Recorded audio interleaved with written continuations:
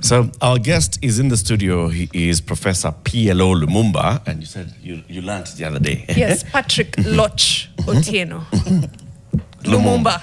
Yes. Prof, good morning. Good morning. Good to have you here, Karibu Sana. Thank you very much. This is where we fix the nation one conversation at a time, and we do it collaboratively by ourselves, our guests, and all our fixers who join us on Nation FM and TV, online. It's a big community. It's a tall order fixing the nation. It is, isn't it? Yes. Oh, yes. But it must be undertaken. Yes. We usually begin with a quote, and Janet gives us a quote. Somebody said something once. Somebody said something once. And then, she brings it to us, to our guest, and we ask you what those words mean, how they reflect. What's today's quote? I'm curious to say the quote and then ask, does it sound familiar? Yeah. No matter how good you are, if you stay for too long, you spoil it. Absolutely. Right. These were your words. I think those were my words. Those were your words. And you finish it by saying a dancer always knows when to leave the stage. Absolutely. Right. History is consistent. No matter how good you are, you have to know when to leave. I think the Tanzanian president Mwalimu Nyerere put it so very well. Kungatuka, you must leave when the audience wants you to stay. Because that is how you pass over the baton to the next generation, and you watch them as they grow. You become a supervisor or a guide or a mentor. But when you stay for too long, history has the habit of showing you out in disgrace. How do you know? I was going to say, how do you know? How do you reconcile when, because they say when the applause is loudest, when you're at the top. But what if you're not yet done with your mandate? So how do you reconcile leaving when you're doing well, but also completing what you set out to do? In the life of any nation or any enterprise, you can't finish it. You only play your part and let the others play their part.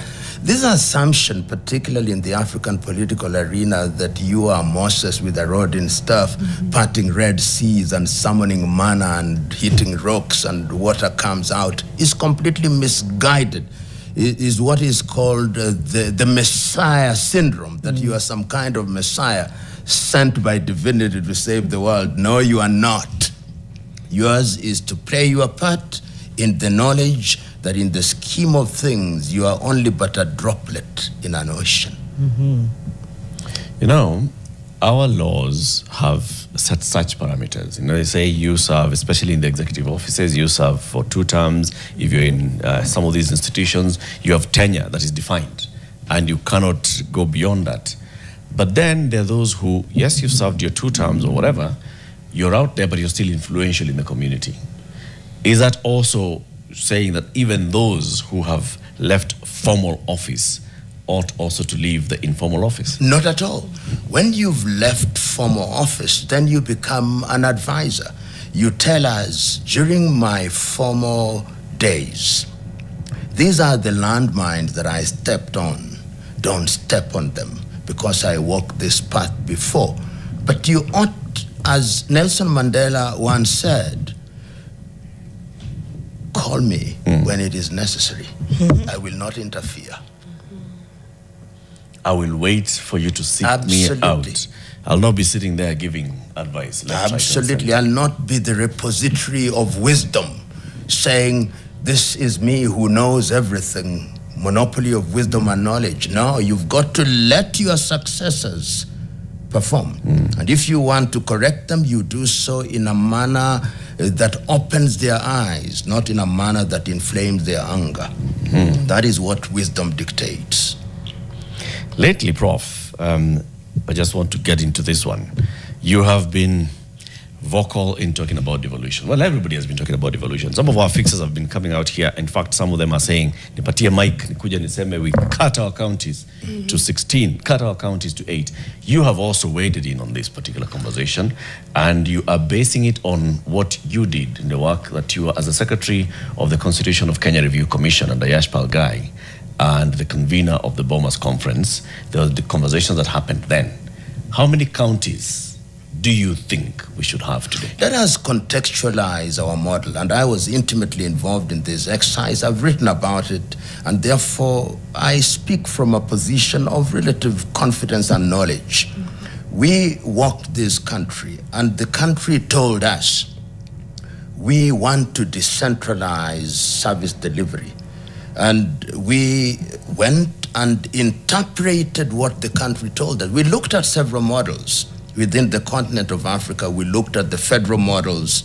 We looked at the decentralized models, and we took the view that Kenya will remain a unitary government. We are not federal, a la United States, a la Nigeria, a la India. We are still unitary, but we said, let us decentralize. And we looked at the South African model very keenly, and also the Canadian model very keenly. And I remember when we invited the late Professor Ali Mazrui in 2001, he gave a paper, which I remember to date. He said, if Kenyan politics and African politics is by extension ethnic prone, can we have constitutions that are ethnic proof? And he was saying that in the context of how we devolved. We then suggested that if we want to devolve, let's have 14 units. And we looked at the economic viability of those units. There are those who said 18. And we took that view by looking at South Africa, whose economy is 4 times larger than our own. It has 9 provinces. The economy of the province of Gauteng only is bigger than the entire economy of Kenya. They have a population, Gauteng, of 16 million. We have a population of about 55 million. And we, of course, had the Bomas draft, which was interfered with by Nkilifi. And we had the famous or infamous Wako draft, which was then rejected at the referendum. And that is how, after the 2007-2008, we ended up with the constitution in Naivasha. And I remember when they met in Naivasha, there were debates, what should we do? Then somebody, I'm told, said, but we had 42 districts, 47 districts, let us make them the devolution units. And as I speak to you now, I have no doubt in my mind that we should reduce the counties. We should merge them. And the reason is very simple. None of those devolved units are sustainable. If you look at each one of them, they are technically insolvent, all of them. And secondly, they have ethnicized our country. Not only ethnicization, but clanization. It's also in clans now. And when we were talking about devolution, we also said we don't want counties that are ethnically pure. For example, if you go to the western part of Kenya, we said, or we suggested that what was then known as Luo Nyanza should comprise Kisii, should comprise Kuria, should comprise what is the Kipsigis land, and should comprise Bunyala or Busia, so that there is no ethnic purity in any one county. Today, within the counties, even the ethnicities have been divided, but that the much more important issue is the economic issue. And this is why all these counties, when they meet, you hear the coastal part, because they are beginning to realize that coast county makes sense. They are beginning to realize that the lake region makes sense, that the northern region makes sense, that southern Rift Valley makes sense. But the tragedy now is that people have got so used to the power that springs out of these counties. The politicians have persuaded the electorate that these are things that are owned by tribes, so that voices such as mine are likely to be drowned in the sea of political convenience and ethnicity. But one day, and I hope sooner rather than later, there'll come a generation that will recognize that we've got to do what is right, and that if you want an omelette, you must break the egg. It's been years and years of putting the Constitution together, implementing it, hitting many, many roadblocks along the way. when you look at the kind of constitutional challenges that we're facing, or challenges to the constitution, I would say,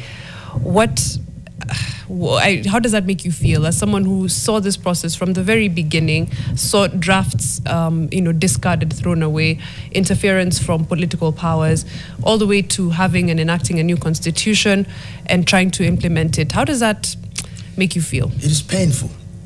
Painful because it was a long process.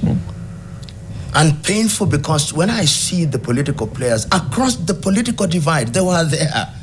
I sat with them at the Bomas of Kenya, most of them for 111 days. Many of them don't believe in the Constitution. Many of them. And that is why you've seen attempts at amending the Constitution. When you see initiatives such as the BBI, those are amendments designed to defeat the constitutional order. When you see proposals such as NADCO, those are attempts to defeat the constitution. Many of your typical Kenyan politicians sees the constitution as a tool that is to be used and manipulated for them to gain short-term political interests. They don't care about this country. They don't. They don't care about the people. They care about political power. Right. And that is why, even if you look at the implementation of the Constitution, there are things that we ought to have implemented, but they are not getting implemented. Instead, we are trying to amend this, to introduce this or that office, saying we want Prime Minister, we want Chief Cabinet Secretary, we want Opposition leader.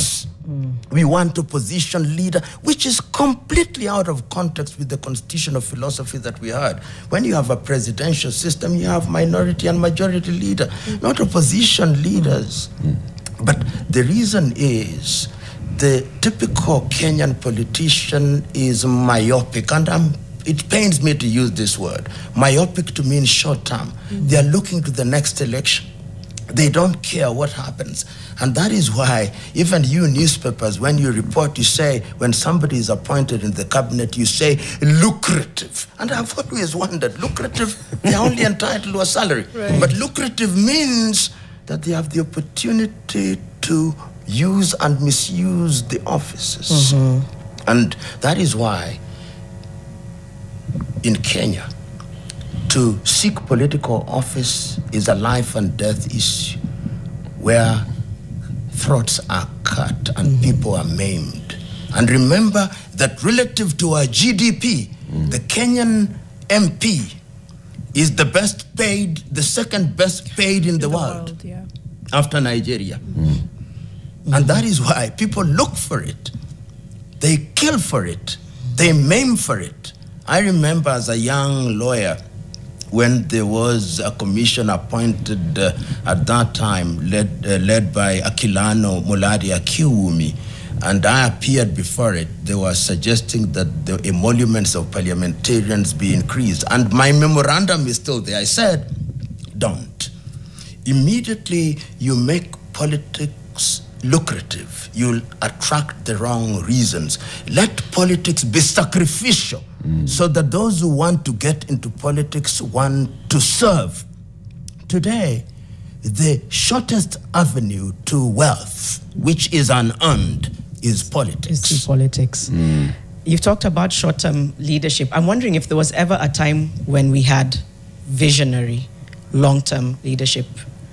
Just your observation of looking at our country. Was there a point when you thought? Yes, there was. There was. When was that? When I look with the courtesy of history and I look at the first generation leaders, particularly before 1966, when we are coming up with sessional paper number 10 of 1965 on African socialism, when we are going through the process of Kenyanization and Africanization, and you see the arguments of those days, you see the arguments of individuals like Jean-Marie Seroney, people like Thomas Joseph Mboya at that time, you could see men and women who, despite their failings, were looking at the nation beyond their time.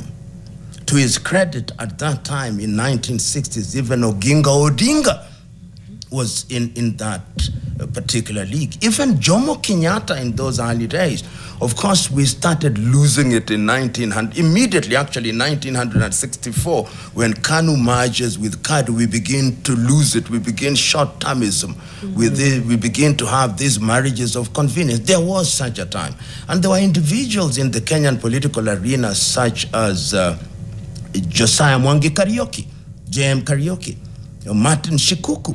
You listen to them and you are convinced that they love their nation. But then we lost it. We lost it in the 1980s, 1988, it went south, right. 92, and we have never recovered from it. And the tragedy is, with the current crop of politicians across the political divide, the tragedy is that they have trained another young crop, so that if you have faith in the emerging politicians, now, permit me a little latitude.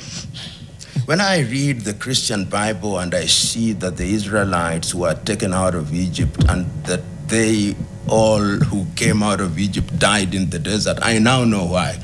They had left Egypt, but Egypt was still very much in them. I am telling you that the current crop of politicians, whichever mask they wear, they are not interested in this country. That is why you see them moving from one political formation to the other. I was counting all the leading, so-called leading politicians. None of them has been in less than 6 political formations. 6 political formations, migrating from one to the other, saying one thing with one side of the mouth, promising heaven and delivering hell.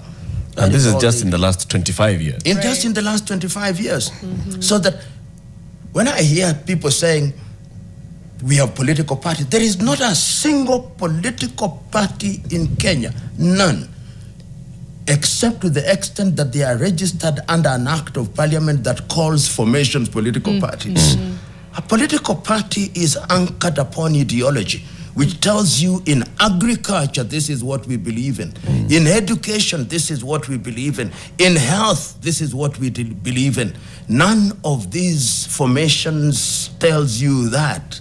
They are just vehicles that people use, and they use them for purposes of getting into office. So that what we have are formations that are led by leaders of personal cultism. They are cults in many ways, led by tribal kingpins, whom I call low voltage warlords. Why are they low voltage? Because they don't bear arms.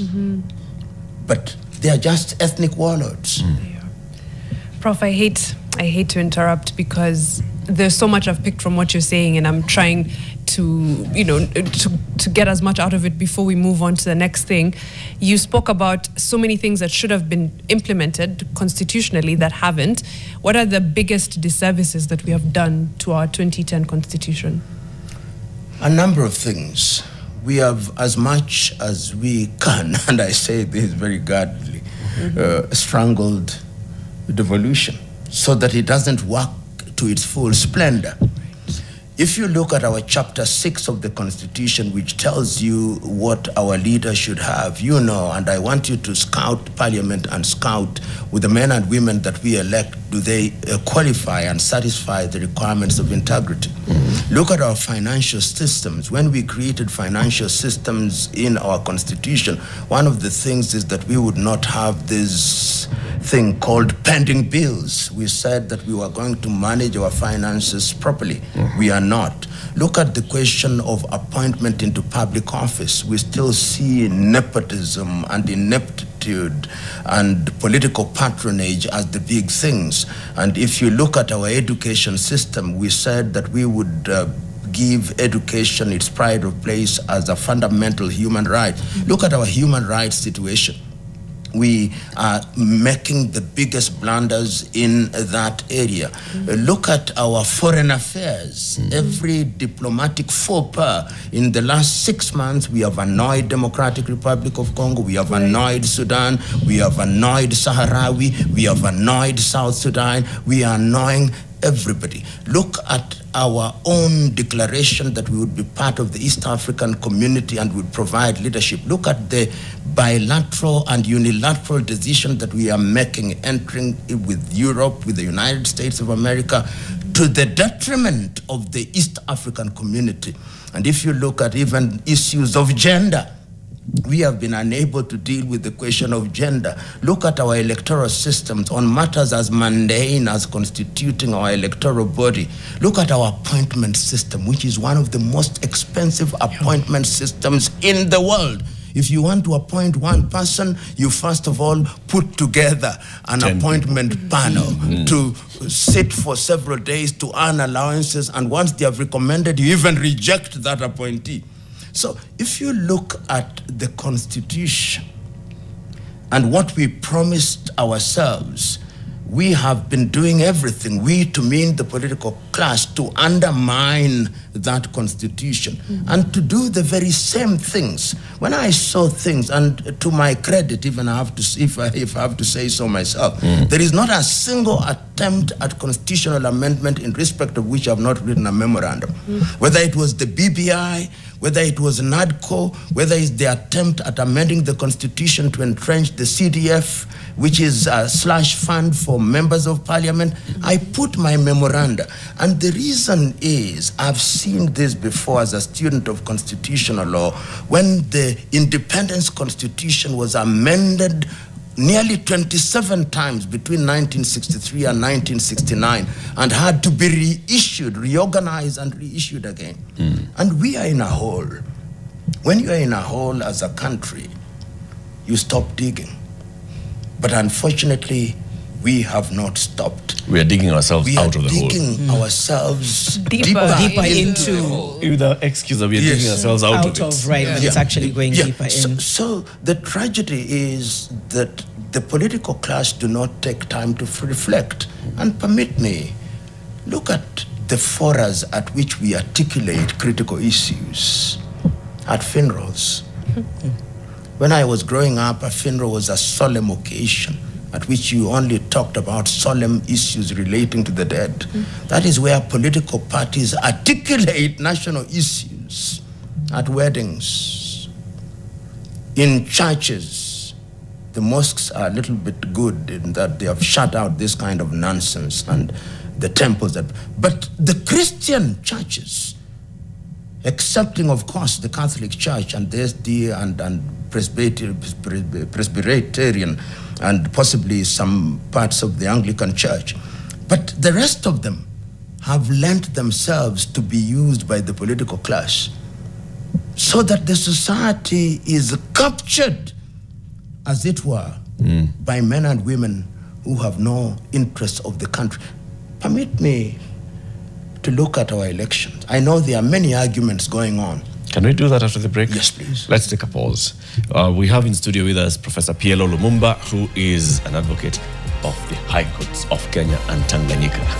I like saying that, and you'll explain to the people why the High Courts of Kenya and Tanganyika. We'll be back in a moment. If you've got any question, any comments to what the Prof is saying, you can post them on all our social media handles. Hashtag is Fixing the Nation NTV. Back in a moment.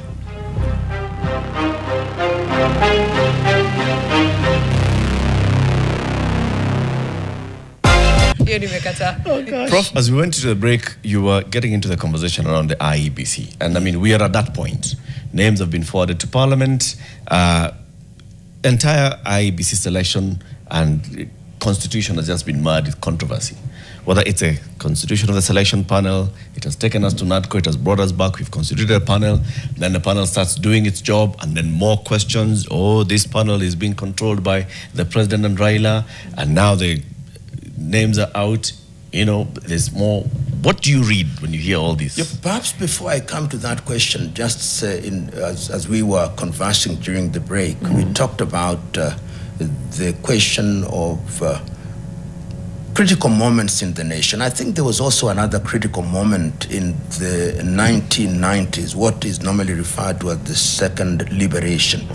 During that period, and I was in the Council of the Law Society, I remember with people like Willie Mutunga, Charles Nyachai, Gibson Kamau Kuria, Paul Muite, Martha Karua, and that was the time when we were seeing the real transition. I think the spirit again at that time was right. The rhetoric was right. But after the removal of Section 2A and the reintroduction of political parties, you see that personal interests came into play. And that is how the region of Ford was then split very quickly into Ford Kenya, Ford Asili, and Ford People, and the rest is history. Daniel Moi continued to govern this country with what was fundamentally a minority vote until he left office. But let us now come to the question of electoral bodies, and it links up to what the situation was at that time, because we used to have a director of elections who would be named by the president. Then in the new constitutional dispensation, we said we want an independent electoral body, hence the IEBC, and we said we don't want the individuals serving in IEBC to be appointed by the president in the manner that he used to do prior to the coming into force of 2010 election. So that if you look at the process of putting together the IEBC, it is an expensive method. You, first of all, put together a panel that invites applications, shortlists, and ultimately interviews. And once they have interviewed, they send names to the president, who then appoints or recommends to Parliament, which then vets. And once they are vetted, the names are sent back to the president for formal appointment. On paper, you cannot fault the system. You can say that the entire system is rigged. You can say many things. But it is in the nature of human beings to say things about many things. There is not an appointment system that is perfect. And the problem in Kenya and the problem within the political class is mistrust. That is the problem. There is nothing wrong. That is why we complain. If whatever set of individuals you bring, people will complain about them, because in truth, individuals want to have appointed into the IEBC those whom they think they can manipulate. And if they don't think they can manipulate them, then they accuse them of all manner of ills. And my view is, let us go through the process and have these individuals subjected to scrutiny in Parliament. The problem is that we also have a Parliament that is subject to scrutiny. So you never know whether they are animated by the desire to look for good people, or they are animated by ethnicity and political convenience. And it is tragic in our country. The very fact that we doubt these processes, the very fact that we even print ballot papers outside of the country, is an indictment of who we are.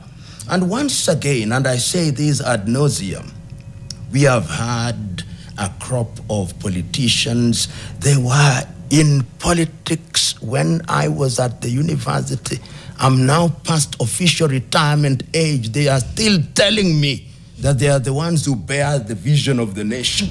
Until this crop of politicians are consigned to the Museum of History alongside the spinning wheel, this country will not make the strides that it needs to make economically, politically, or otherwise. Because they are the ones who remind us we are Luos. They are the ones who remind us we are Luhyas, Mulembenesh. They are the ones who remind us we are from the mountain. They are the ones who remind us we are Somalis. They are the ones who remind us we are Mijikenda. How can you build a nation in the 21st century where the primordial instincts of ethnicity are the things that govern decision making? And that is how you look at IEBC. You look at the composition of IEBC, there are only 6 of them. Somebody say, but there is no Borana. There is no Kamba. Now, do we do an IEBC where every tribe is represented? I want all of you to read Koigi Wawamwere's book, Toward Genocide in Kenya, the Curse of Negative Ethnicity. And Koigi, to his credit, says effectively what I'm saying, that our problem in questioning every activity, including composition of public institutions, is informed by our ethnic inclination, as reminded always by our ethnic kingpins. How do we save ourselves from that? Okay, Right. sorry, I had to ask a question. Yes. How do we save ourselves from that? Just going with this IEBC, on the show, when the selection panel was about to start its work, we interviewed the chair of the selection panel. And when they started, we kept saying that it's upon all of us as Kenyans to actually watch what they're doing. That to hold them accountable, we had to look at the names that they're publishing as shortlisted candidates. We look at them, we look at how they're performing at the interviews, and let's come up with our own way of saying we can sense that this process is sober. That has not happened. Now we sit back here and we're listening to the kingpins, as you call them, when they say this is right, this is wrong, and we are likely to be swayed by what the politicians are going to say. How do we fix this of ourselves ahead of the next election? You know, Latif, when I hear somebody says, because somebody knows somebody, if you are good to be appointed into the IEBC or any public body, you must have built a profile over time. You must have met people. You must have met individuals in high places. So the mere fact that I know the president, or that the president knows me, or that somebody is a cousin, is not a basis for disqualification. I want to hear that the individual who has been nominated is an individual who has an irredeemable criminal past, or is an irredeemable corrupt individuals. The fact that he's known to this and that, to me, is not an issue. My view is these individuals should be subjected to the process that is prescribed in the Constitution, and once they take the oath of office, they should now recognize that they have a higher duty and that they are not beholden to the appointing authority. But you and I know, PLO, that the water has already been muddied. They will go through vetting by Parliament, but questions will remain. And as we head closer and closer to 2027, those questions will keep coming back. Of course. Louder. That, this person was picked by Ruto, and there was Raila involved, and so and so. He's from Turkana. The person who sits in Turkana as the deputy chief of staff in the presidency is a Turkana former governor. Those issues will come up. Latif, do we want the UN to manage our elections? Because what Kenyans are here, Kenyans saying, that we have lost faith in ourselves completely. That we now want our elections to be managed either by the OAU or the East African Community or the UN. That is effectively what we are saying, that we have lost faith in anybody who is Kenyan, and we want the international community to conduct elections for us. If that is what we want, then let us say it, because whichever set of individuals you appoint, there will be an argument one way or the other. So let us make the decision. You politicians who are there, let us today, if we Kenyans are saying, particularly you, the political class, you are saying that we have no faith in ourselves, let us ask the UN to conduct elections on behalf of Kenyans so that we don't complain. Because at this rate, there'll be nobody capable of being appointed. And I don't want to see any good Kenyan who has the capacity to serve being denied an opportunity because he's the relative of a person who knows the president, who knows somebody. That cannot be the criteria for shutting people out of public office.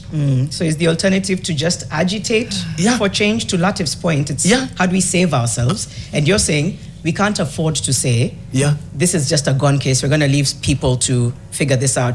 You're saying that it's up to us to push for what we need? Absolutely. And you are doing it here.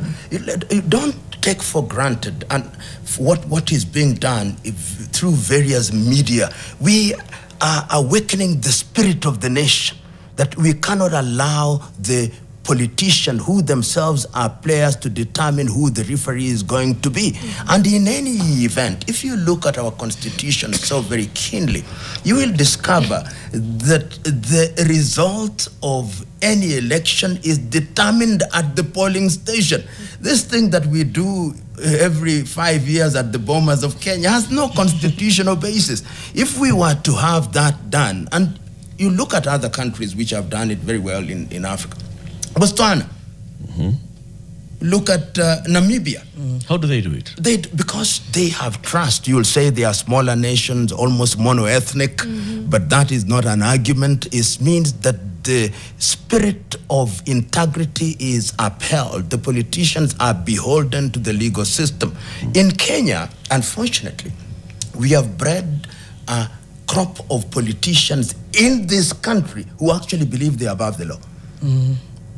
They believe you cannot arrest them, you cannot question them, because if you dare, their entire communities will come and make the country ungovernable. It is unfortunate that we have allowed ourselves to create such a crop of politicians who think, as I've said before, larger than life, almost as large as death. Do you think then last year may have marked a bit of a political turning point with regards to the Reject Finance Bill protests? Do you think that was a moment? I mean, I think we've talked about it to no end in terms of it shifted. We were collectively pushing back on these rising taxes during the Gen Z-led protests. Do you think, based on what we're saying, there was a political turning point, but maybe right now it's been marred by internal conflict? And how do we guide our way through that? Our young people conquered fear. And when you conquer fear, that is the beginning of liberation. And let me tell you, the country has never been the same again and will never be the same again. There may be a lull, but the seed is planted, and you can see that the young people have migrated from the streets, but they are in social media, speaking largely responsibly. And you can see that even individuals and elements in government and in the opposition, they are running scared. They may appear to be very confident, but they are running scared because they know that there is a crop of young Kenyans who have unmasked and undressed them at once. The only thing that must now happen is that these young people and other persons of goodwill who are not so very young must organize themselves and ensure that in the run-up to the election, which is 2 years away on the 10th day of August 2027, holding all factors constant, that they keep up the ante. And these individuals who are speakers at funerals and weddings and in churches will soon realize that ideas that change the nations are not articulated at such fora. I'm not afraid. I'm guardedly optimistic. Guardedly optimistic. I think that's my stance too, and I feel very validated to hear it coming from you. But there's a quagmire, which is the how has been a big problem. And in the absence of the formality of a constitution, when it's a movement that seems to have one common goal but doesn't know how to get there, the how becomes a problem. Any ideas on the how? Good war generals don't announce where they are going to attack and how, but I will say it because I say that if we have young people who are eligible to vote, take the vote. Take the vote as they have never taken before. And in addition to take the vote, they begin to get organized. Those who are saying that they support the youth and are announcing their presidential candidature left, right, and center, stop it. Let us organize, let us make sure that you are in one political formation and talk about the nation. Let me tell you, the ballot may shock this country. I believe that is the avenue because I believe that we owe it to ourselves as Kenyans to only speak about democratic, and I use the word democratic guardedly. We use the instruments provided by the law to bring about change because we have a country to protect. We have a country whose peace we must never sacrifice for short-term political interests. The young people, count your numbers. It has been done before, and it can't be done. And it can't be done through organization. It can't be done by saying what is necessary and not saying certain things. It can't be done through subterranean to mean doing things quietly. It can't be done by speaking to hearts and minds of Kenyans who want change. And why do they want change? Because they see that the current crop of politicians are not midwifing processes that change their economic circumstances, that change their very being. And my appeal to Kenyans of goodwill, whether young or old, this is the time to ask, do we have the nation that we want as it is now? Because our country is not at ease. You may say all manner of things, but our country is not at ease. You know, when I listened to our minister for the time being in charge of the treasury, explaining how the economy is doing well. For The time being. How the economy is doing well, then I know the economy is not doing well. When the economy is doing well, it speaks for itself. You go to Gikomba and you see the economy. You go to Kibera, you see. You go to Emurua Dikir and you see the economy. You see the economy in every sector, in every pocket, in every handbag. It speaks. When you have to give an interview of 30 minutes to explain to us how well the economy is performing, then you are telling me the economy is not performing. It's a macro, it's stabilization of the macro. Right. And then we shall go to the micro. But it starts with trust. My biggest thing, linking to what Mariam has said, which is the how, is we just don't trust anymore. Because I'm sure in the next hour we'll try and talk about the finance bill, we'll talk about all these things. But at the bottom of it, my concern about moving towards 2027 is we just don't trust each other anymore, even those who might be trying to shift the movement in the right direction. So how do we go back to that element of trust? Because the trust was broken, but we need to rebuild trust. Are we the first country to have found ourselves in such a situation? No, we are not. This is a very young country, slightly over 60 years. We have some of the first generation of politicians who are here at independence still with us. So trust is something that takes years and is intergenerational. And because of its intergenerational nature, we may be frustrated. But that notwithstanding, the voices of reason must not be silent, even if they cannot be heard in their purest tones. Look at the conversation that we have. Today, if somebody came into Kenya, you'd think we have elections next week. The newspaper headlines, the commentaries, the rhetoric from the politicians. It is because many of us, particularly in the political class, are not thinking about Kenya 100 years from today. People are talking about elections which are 2 years away. Some are even talking about those who will be president in 2032 and those who will be president in 2037.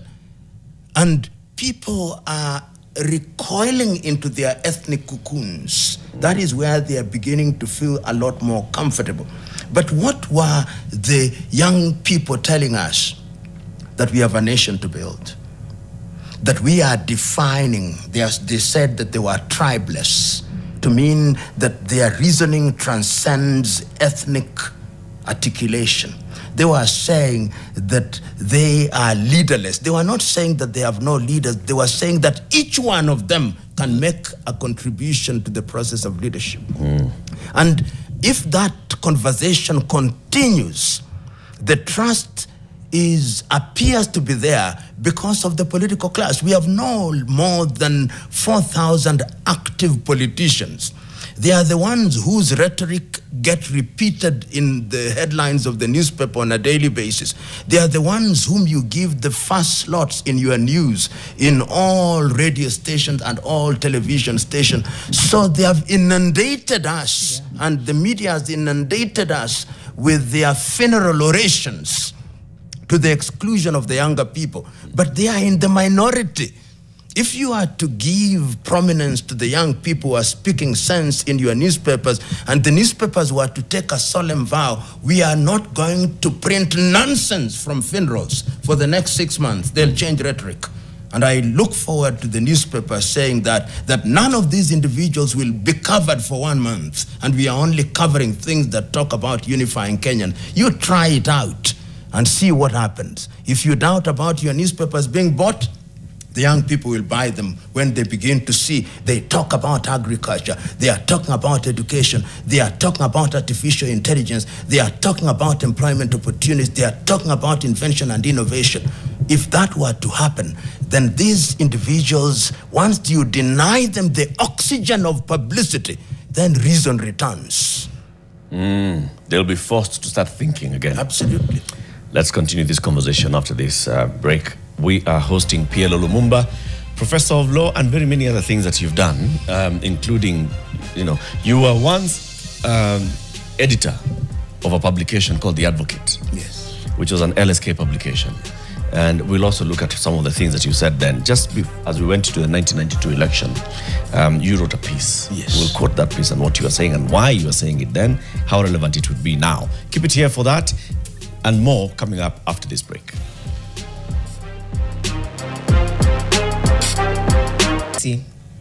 Before we get into anything else, as we were reading the first news fix on an MOU, actually several MOUs being signed between the Dominican Republic and Kenya to allow for repatriation of the deceased and, of course, medical evacuation for wounded soldiers in the MSS mission. Professor Lumumba was nodding, but also just very amused. What came to mind when you heard that story, Prof? The Haiti mission is one that ought not to have taken place in the first place. I remember there were cases here which were very clear why we ought not to go to Haiti. Our arguments that they were kith and kin is emotive, is romantic, but we were arguing, some of us, that you have the Caribbean there, you have the United States of America, you have Brazil to undertake that mission. And ordinarily, when you are undertaking a mission of that nature, all these issues that we are now doing after the event ought to be taken into account. The United States of America, which is, during the Biden administration, was the prime underwriter, ought to have demonstrated to us that that is the darn thing. Of course, it is coming late into the day, and the reason why it is because we have lost a few people, a few have been wounded. Yeah. The question is, does the Dominican Republic have the capacity to do what they are being asked to do? Right. And one of the things that also amuses me, that our minister for the time being in charge of foreign affairs, we don't call them ministers now, has to fly all the way to Santo Domingo. I hold the view that our ambassador in Washington, D.C. would have done this. You constituted him into an ambassador plenipotentiary and extraordinary for purposes of execution. Save costs and have it done. But the razzmatazz that accompanies every other little thing to the detriment of the taxpayers' pockets is amazing. Well, they have come after it. The Swahili say, heri nusu shari kuliko shari kamili. But it tells you how we are blundering in the foreign affairs docket, from blunder to blunder, blunder to blunder, blunder to blunder. What have been our biggest blunders? You had highlighted a few of them earlier, but yes, I think, and we've mentioned this before, there's just been diplomatic faux pas, and it's like, okay, what are we doing as a nation, and how does it affect our international standing? I mean, look at how we behaved, as I already said, in DRC Congo. We were the prime movers. Our own former president was the prime mover, President Uhuru Kenyatta. We undermined the process. Look at Sudan. We are hosting individuals here without the consent of the recognized government of Sudan. Look at the state of our foreign envoy to South Sudan. Went to Juba, went to Uganda. We now don't hear anything about our special envoy to South Sudan. Look at Sahrawi. The same thing. So there is a sense in which I do not know whether we think that we have what in the 1960s was called the Nairobi mentality. One of the things that led to the collapse of the East African Community was something called the Nairobi mentality, what is perceived as the arrogance of governments in Kenya. And we are making unnecessary enemies within the region. And one would have thought, for example, that when decisions of this nature are being made, they are seasoned former ambassadors, Kenyans, who are retired. Do we consult them? Do we ask them to help us in matters such as this? Because many of the individuals that you now see in foreign affairs docket are neophytes. Really, they don't have the seasoning. They must have the humility to consult seasoned ambassadors who will tell them, this is how it is done. This is how it is done. This is how it doesn't make you lesser. It makes you stronger. The recognition that you do not know everything and that your hand can be held. The sooner we do that, and to me, because Kenya is ours, we don't want Kenya to fail. We want Kenya to succeed. We want Kenya to be good. We want Kenya to be the nation that it ought to be. And that is why we must continue raising our voices in the hope that those who ought to listen will listen and will not poo-poo the thing that we are saying. That's important. I wanted to go, because you've talked about the cost, right? And you're right, like having somebody to go all the way. I want to come back to our economy, and maybe I'm asking a very obvious question, but what fundamentally ails Kenya's economy? Is it public debt? Is it policy misstep? Is it endemic corruption? Is it global pressure? Is it all of them? What fundamentally ails our economy? I'm not an expert in economy, but I'm a curious citizen. And it's a combination of all those. It's a combination of all those, because at the macro level, what are the fundamentals that we are not doing right or getting right? Look at our tax regime, our taxation regime.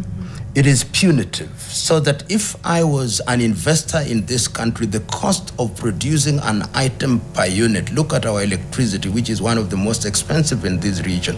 Look at our taxes that we levy for those who are employers. Look at the excise duties. A combination of taxes is therefore creating a toxic environment for your investors.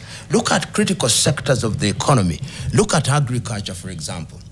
Agricultural inputs. Look at our tourism sector. We are losing out. I don't think we'll get more than 2 million visitors, and those are not even high-spending visitors to Kenya in the year that will end in 2025. Look at the production manufacturing sector. What is happening there? So if you look at the totality of our policy position, it is unfriendly, with the consequence that people are now preferring to go to Rwanda, go to Uganda, and go to Tanzania.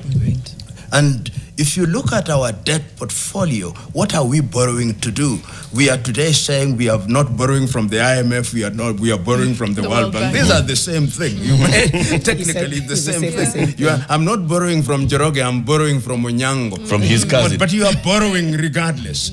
And if you look at all these things, you see that the net effect that we are also running a very expensive government. That is wastage, embezzlement, and simply a top-heavy government. And I want you, if you may, look at your typical government, these devolved units. Their own revenue, I know one whose own revenue is not more than 400 million Kenya shilling, but they spend 2 billion. That's their budget. The economy of consumption without production. And that, I think, is what is ailing our economy to the detriment of the macro and micro. The fundamentals are just wrong, and we don't use our expertise as well as we should in that regard. Prof, let's take a moment here to hear from Mugambi, who's calling in from Meru. It's Mugambi, isn't it, Philip? From Meru. Good morning. Good morning to. Asante sana for calling in. You have a question or comment to Professor PLO? I have a question regarding this honorable and the 100 respected person in the entire world.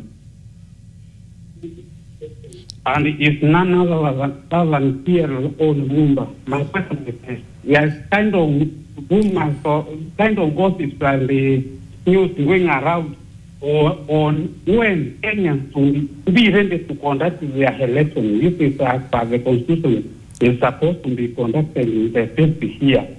Now that, according to logic and how I see this, there is a bit of constitutionality, which needs to be interpreted in this Supreme Court or by somebody of substance like Lumumba. Should we conduct our election on 9th of August 2026 or it is on 2027?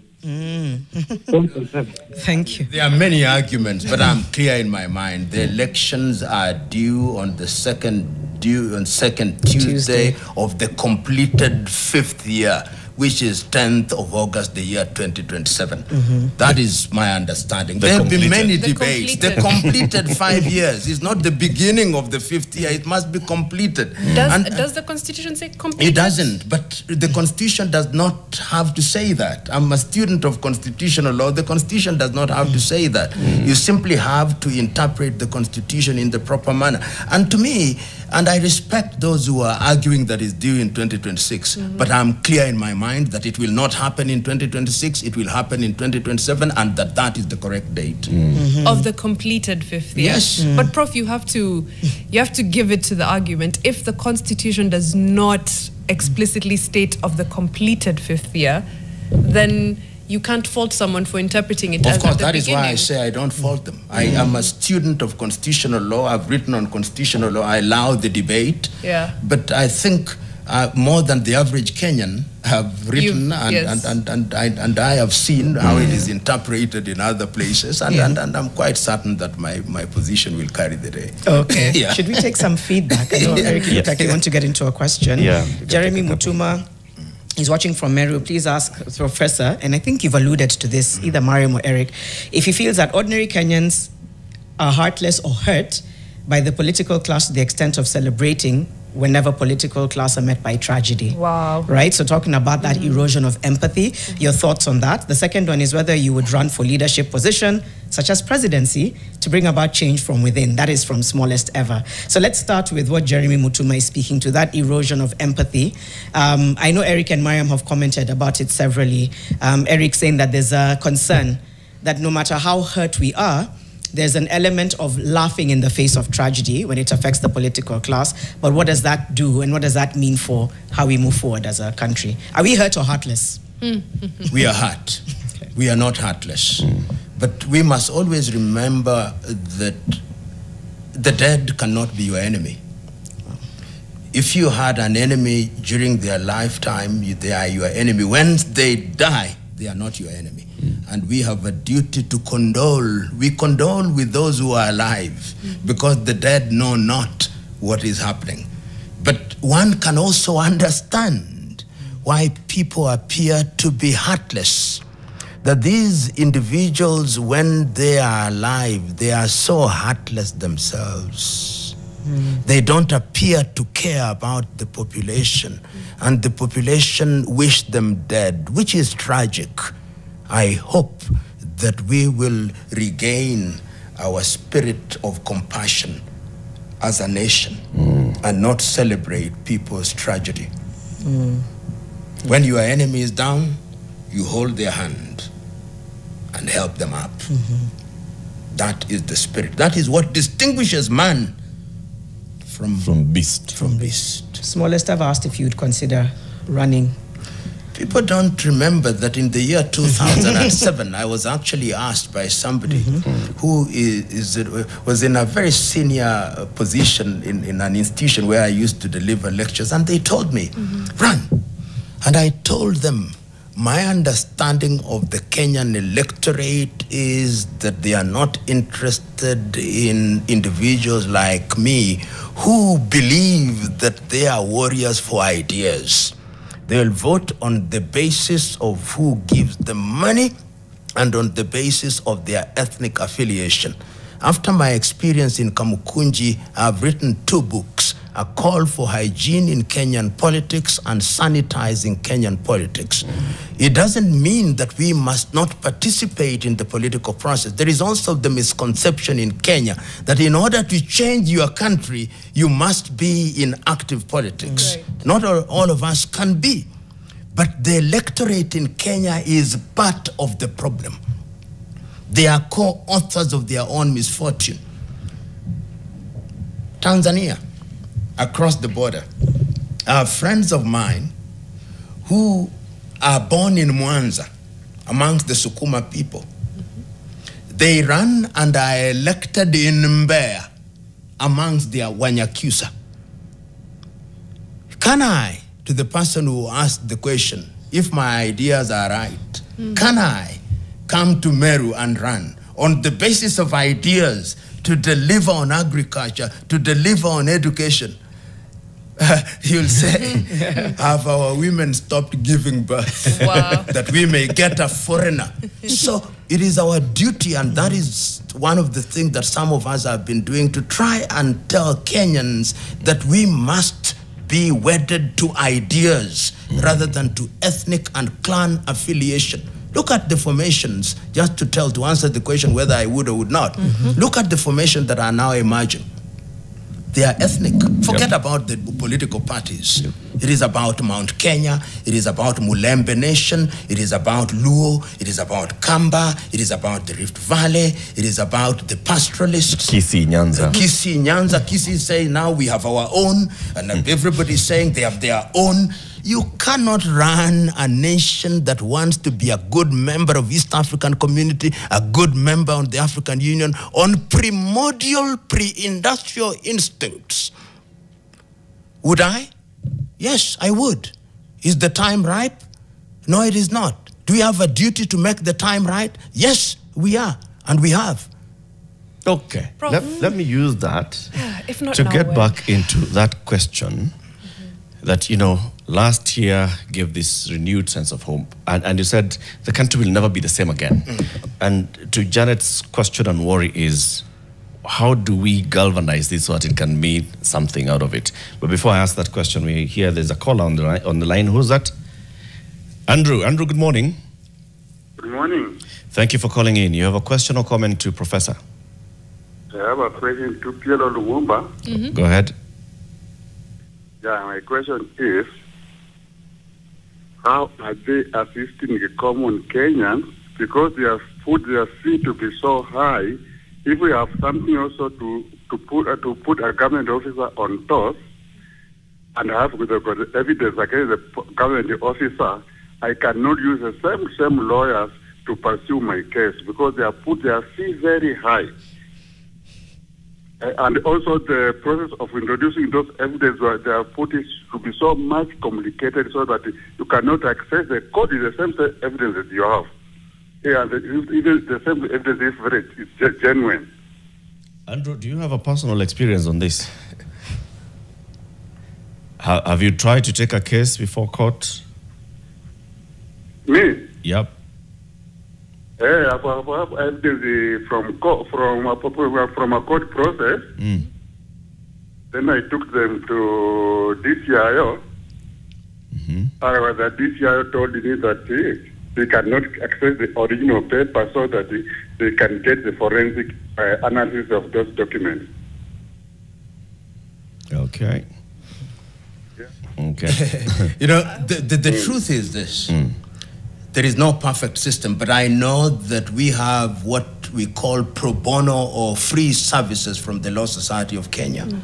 I know that Kituo cha Sheria does that. I know that FIDA Kenya does that for women. I know in my own law practice, 10% of my practice is done without charging fees. And I know other lawyers who do this. So it is not true that lawyers are always asking for fees. I know very many individuals who, in their own right, do offer pro bono services. But I know that there is a problem with the administration of justice in this country. The higher one up in the political ladder, the more difficult it is for them to be punished by the law, whether it's in civil law or criminal law. And these are some of the things that we are talking about. I recently saw the documentary by the BBC, which has made the government very angry. In other jurisdictions, those officers who are mentioned there would have been dealt with firmly and immediately in accordance with the law. Nobody would be coming up and saying, but the government side was not heard. So that we have a problem. We have a problem with our judiciary. We have a problem with our legal system. And this is work in progress that we must talk about. And once again, to the credit of many people, I think I'm one of the few people who wrote to the Honorable the Chief Justice about this. And to her credit, she has convened 2 meetings to address this very issue. So the duty of a citizen is to be engaged, to be engaged by way of petitioning authority at all times. And I do this, and I've been doing this since 1984. I remember only recently I wrote to the director of NTSA about the condition, the driving in our roads. Lawlessness has now become normalized. Unfortunately, many of these individuals in public offices, when receive letters such as those, I think they just crush them and say nonsense. He thinks we live in utopia. Let him go and live in his own world. But we must continue to say so, because if we don't, what will we bequeath to our children and children's children? All these nations that you see that are successful, they were people, they were individuals who are constantly engaging and complaining. And during their time, you think that nothing is happening, but this is what builds up. And remember, Latif, you asked, after the events of the Gen Zs, there is a lull, or there appears to be a lull, but there is no lull. The fact that we constantly refer to them tells you that there is something that cannot be ignored. And if it cannot be ignored, the question is, how then do we organize the nation? Because all these things that we are talking about is to benefit Kenya. What we want is a Kenya that works, a Kenya that functions, a Kenya that provides opportunities, a Kenya where people are not judged by the content, by their ethnic extraction, but by the content of character, not judged by their gender, but their ability to perform. A Kenya where we are sensitive to people who have problems, a Kenya that is compassionate. All these, this is the end game. If you are to be asked, what is the end game? A functioning, prosperous Kenya. This must have been the end game at independence, when we had a new crop of leaders coming in, and the independence leaders. Those independence leaders, PLO, have left the stage, most of them, from national leadership. And they left the younger ones, your age mates and below, who are now the ones who've been in leadership for the last 20, 30 years. Right? Those that were agitating and pushing in the 80s, going into the 90s for a new political dispensation, the second liberation. The second liberation champions are the ones in leadership now. And there's going to be another new generation that comes in, at least 2032, definitely. There's going to be a new generation. Do you feel that the current generation has actually done what it was preaching it would do?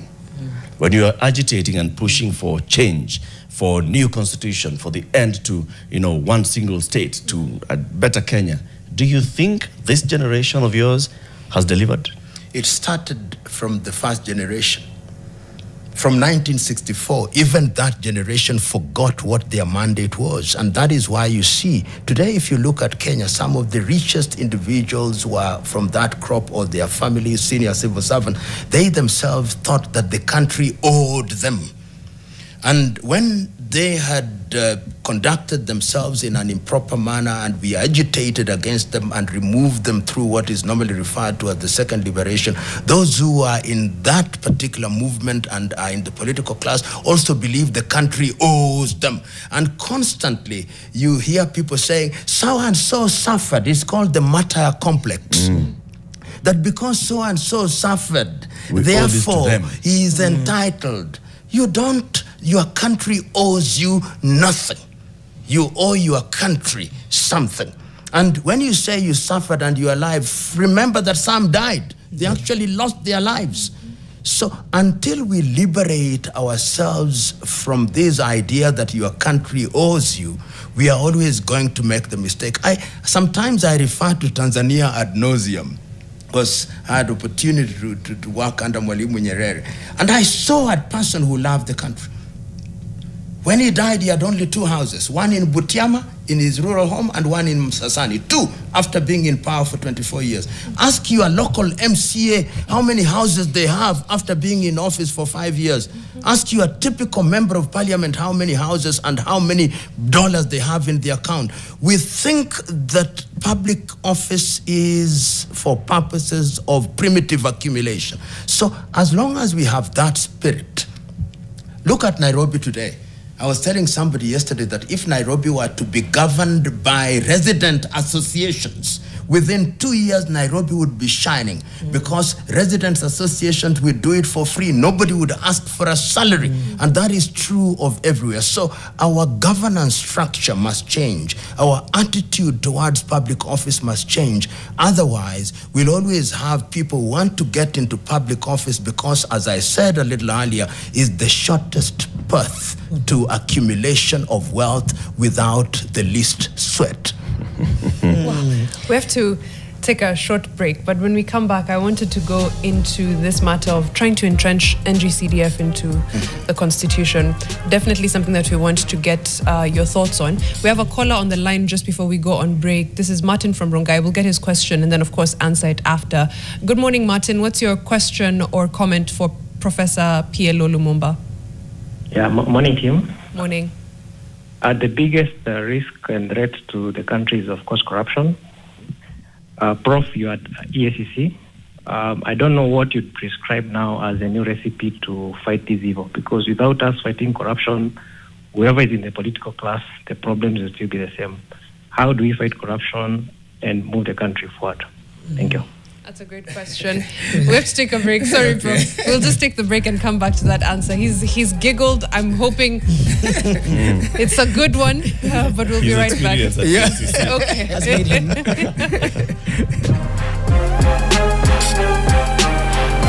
Building. Indeed. Prof, as we went to the break, there was a caller who asked you about corruption. You know, how can we slay this dragon? You said when you became the EACC CEO that you will go for the vidaga na samaki wakubwa. Ndivyo. Papa. And let me tell you, when I hear people blaming the EACC or any anti-corruption agency, I say they are completely misguided. The EACC is a body that has no more than 500 employees. The corruption in this country is endemic. And the EACC, to its credit, has tried to make recommendations. The EACC does not prosecute. It recommends for prosecution. And you've seen in the recent past, they get people, they make recommendations, they commence cases, then they are withdrawn and terminated. What can the EACC do? That is one mandate of the EACC. The other mandate of the EACC is to educate the people, and they do. They tell people don't participate in corruption. That is repeated in churches. It is repeated in mosques. It is repeated in temples. Then the other one is to create systems that make it impossible to participate in corruption, and they do. Our problem is us. We are part of the problem. Until the day as a people and as a nation we decide to deal with the corrupt and we don't admire the corrupt. I remember when I was the director of the KICC and I served for only 1 year through, remember, a constitutional amendment at midnight to abolish our offices. I remember somebody who is now a governor who was then brought to the offices at Integrity Center, and the individual came with people shouting, "He is a thief, but he is our thief." The people were shouting. I wrote to the then Speaker of the National Assembly that I want all the income declaration forms of all members of parliament. And I asked my good friend who was then the minister in charge, the late Mutula Kilonzo, let us start from the top. The pushback was immense. So when we say, and I can hear your frustration, and the tragedy now is that we have devolved corruption. And one of the things that we suggested then, and the EACC is trying to do, is that when you appear to be living beyond your means, you should be presumed to be living corruptly. It is not going to be easy. We must have a few individuals lose their property. We must have a few individuals going to jail. We must have a leadership that talks against corruption and is seen to be fighting corruption. Nyerere used to say, once again on corruption, that uongozi ni mahali patakatifu. Na ikulu ni mahali patakatifu. Musivigeuze kuwa pango la walanguzi. And unfortunately, in this country, if you look at the devolve, I know governors now whose salaries are known, who within 2 years own helicopters, who within 2 years own mansions, who within 2 years have houses in Dubai. I know them. If you ask me, I would tell you it's this one, this one, this one, and we know them. In your own village, I want you to ask yourself what has happened and what is being done by employees of the devolved units whom you knew. So, and who do we elect? When we go to church, how do the churches, when we see thieves entering church, even some pastors abandon their sermon to go and bring them to the front seats. Until the day that the social, societal intolerance for people who engage in such nefarious behavior is one of shaming them, then we will talk about and against corruption. We'll form body after body. We'll do commission after commission, and nothing will happen. Look at a few things. I know a case in this country where the individuals who participated in the criminality are still in court, but their counterparts in the United States were convicted, jailed, and have served. So we have a problem, and that problem can only be solved by us, because the voices of reason are not heard. And when you talk about, and this must be seen even in the way we do things. The way we drive is indicative of how we don't want systems to work. Look at the way we do things, even in terms of appointment of people. These are all issues that must be dealt with. Even the way we run our affairs. You are running CBC, then it's CBE. You are appointing a vice chancellor of University of Nairobi, then you don't do it right. In other words, this country, my country, our country, has a duty to have a moment of reflection. Yeah. Who will lead us there, Prof? Because I hear everything that you're saying, and I completely agree. We are a completely pretentious lot as this country. We shout against corruption, but we look for the slightest opportunity to be corrupt. Charles Ndongo is saying, important, before talking about corruption, I should ask myself, am I corrupt? Yes. Then and only then will I have the moral authority to speak on the subject, castigating others. Ndungu is completely right. And I saw a debate. Somebody just sent it to me, a debate that was conducted between my good friend Igathe and the current governor of Nairobi. And he asked, and I agree with him, that when we talk about integrity, they are the things that you do in private. The thing you are doing in private, would you be proud of it when it is in the public domain? And if it is not, we have seen individuals with questionable credentials, and we celebrate them, and we elect them into positions of power and authority. You've seen individuals with immoral wealth, saying they are born again. I don't know born by what spirit, Roho Mtakakitu au Mtakatifu. So Ndungu is so right, and you ask the critical question. There is no one Moses.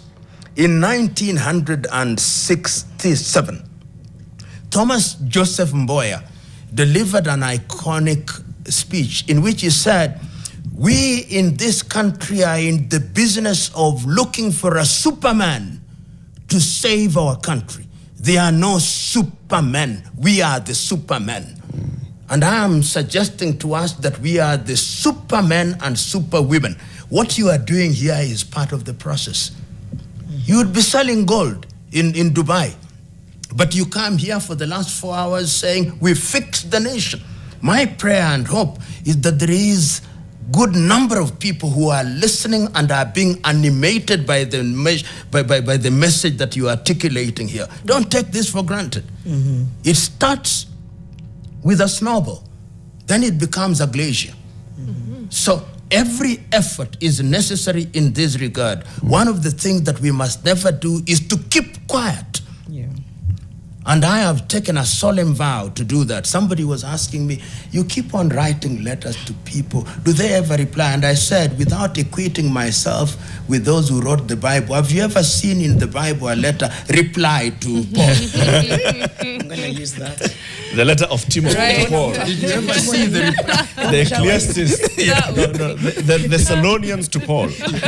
Mariam had a question about NGCDF. Yes, your thoughts on the attempts to entrench it Senate, first of all, declared unconstitutional. This entire constitution amendment process, introducing NGCDF into the constitution, right. the Senate Fund, Oversight Fund, the World Development Fund, and the other amendments that are coming. You know, Engineer Karue, I think of Laikipia is the one who introduced this. Was it in the year 2003? Yes. But whatever the year. The CDF itself. The CDF. The original whole CDF. idea was that should be an allocation to the constituencies for purposes of development. Do I have a quarrel with that? No. Then we had devolved units, and we are saying in matters of midwifing development, we want it to be done through the devolved systems. Now, my own view is that fund called the CDF, or allocations to the ward, allocations to the constituencies, no problem at all. My quarrel, and the quarrel of everybody who loves this country, should members of parliament, should MCAs, should women representatives, should senators be the ones presiding over its utilization, and then they come back in parliament to provide oversight? The answer is no. Right now, they are going through what is called public participation, but the questions that are being asked of the public are misleading and deceptive. They are telling the public in certain areas, wanataka kufuta CDF. That is not the issue. What the issue is, we don't want you anywhere near the CDF. And I can tell you this for a fact. Go to many constituencies, you'll find a member of parliament through proxies has companies which are trading with that, MCAs, so that this, as Bidan Muturi JB said at one time, the CDF has become a slush fund for influence peddling. We are saying, take those monies to the devolved units. They'll be used in constituencies. The constituents will identify the project. Then once it is utilized, because you members of parliament, your duties are clearly stipulated in the constitution, you'll come and tell us that the funds were not properly used. Because they were improperly used, misused, and or embezzled, we are saying that individuals should be punished. And I have already submitted a memorandum to Parliament, which I've copied to His Excellency the President, I've copied to USCC, and I've copied to all members of Parliament for their scrutiny. And I know there are others who have done so. So let us not, as I conclude this limb of my answer, that when a court of law has found a particular legislation to be unconstitutional, then we bypass constitutionalism, constitutional law, and defeat constitutionalism by now making amendments to the constitution to constitutionalize the unconstitutional. We must not allow that. We must tell them. We may say all that, Prof. That's very, very good, very well said. Yes. And then there's what the politicians and everybody else calls the reality of our politics. In the reality of our politics, there was NADCO. Yes. That was established. They suddenly came up with a report that recommended all these things. This is the implementation of a NADCO report. We have seen the public participation happening, and the way it's looking, it's likely that this will become law. That Parliament will amend the Constitution and introduce 3-4 funds. Okay? Now, what do we as citizens do? How do we stop them, even at the point of NADCO, when they were sitting in bombers and in all those sittings? We were not loud enough and made very clear that we do not want these shenanigans. Here we are, and the shenanigans are actually at the last stage, and we are still here just talking. Latif, am I worried? No, because I look at Kenya in the long term. They may succeed now. They may succeed now. They may celebrate. They may have it entrenched. They may have their way. But I'm telling you, there will come a time when all the things that they are doing will be undone. I see Kenyans celebrating a number of leaders in the Sahel, including my friend Ibrahim Traore. Yes. Their countries went through these phases. Yes. So, to me, when you look at Kenya in 2, 3, 4 years, then you get worried. I no longer look at Kenya like that. I look at Kenya for 100 years. Look at this Europe. Europe slaughtered all their kings from Sweden to Russia. The United Kingdom, that is not so united, had a war called the War of the Roses for 100 years. South Africa was under apartheid for hundreds of years. Then in 1994, they had a change and they are still in problem. So don't worry, they may succeed, they'll celebrate. In fact, when they listen to some of us, they say, behold, the confused. But we must never give up. Decolonization, because you've touched on it. Is that a blueprint for Africa to be fully decolonized, the way the Mali, Burkina Faso route? Is that the... That is the beginning of it. Okay. And Ngugi wa Thiong'o writes about it so very effectively. We must begin to rethink even our education system. We must begin to think things differently. That is why personally I thought that in East African region, even in terms of solving our domestic problems, we, through the fast tracking of political federation, we ought to have federated by the year 2010. Because if we become part of a larger East Africa, then some of these arguments would begin to disappear. But we are not moving in that direction. But should we be afraid? Yes, we should be. But should we give up? No, we must not. So Latif, usishike tama, it will be well. Begin thinking about Kenya beyond you. And we are sowing these seeds. Like the bamboo, it may not appear to grow very fast, but there's a time when it shoots and it cannot be stopped. So let them do what they want. They are doing this circus that they are calling public participation, where they are saying things that are not true. But they'll come here because they need the fund, particularly now when they are heading to the elections and when it has been said that pending bills will be paid. Remember, some of those pending bills will benefit some of these political players. They are creating the war chest. Because unfortunately, once again in this country, we are seeing the return of the politics of money and money bags. And the CDF does help quite a bit in that direction. Oof. There's so much to pick up on. I'm like, I wish we had more time to even go into those issues and talk about them a little bit more. But as we conclude, when you think of some of the things that have happened over the last few years regarding our push for change, we talked about the things that we have done as a disservice to our constitution. What have been the constitutional wins that we have had? I'll say actually from the promulgation, not just the last few years, wins that you think proved that truly we do have a respect for this constitution and we are capable of implementing it to its full potential.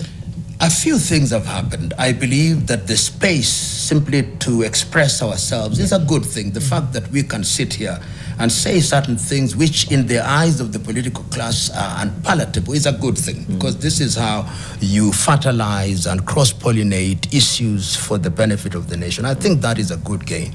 Number two, we have created an environment where the politicians may want to do many things, but they can't do them. Sometimes there is a pushback, but the space, the human rights space, of course, there have been disappearances and all, but people are afraid to do certain things.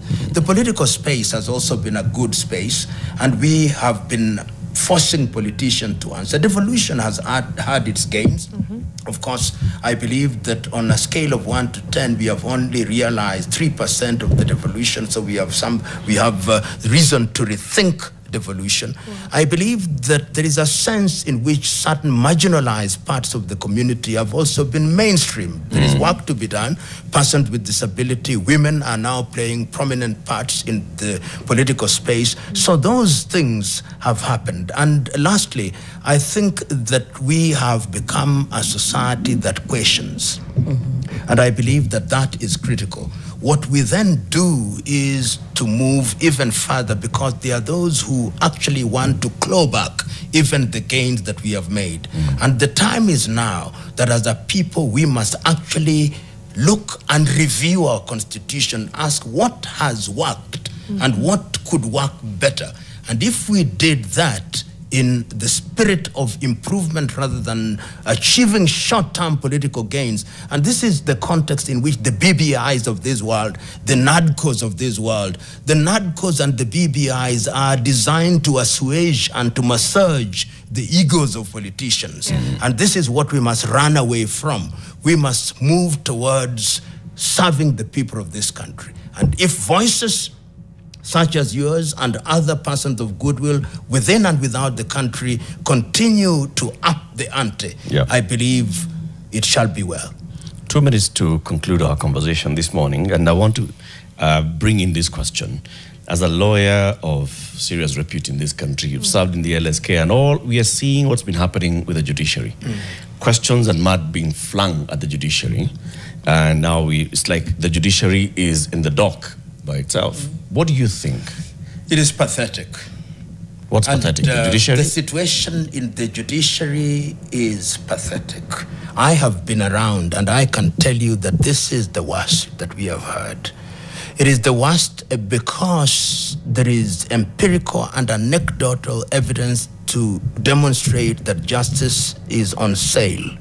And many are the people I practice and I see, even when you go to file papers, people will give you accounts of monies which are being asked for facilitation fees. They give them all manner of guises for which receipts are not issued.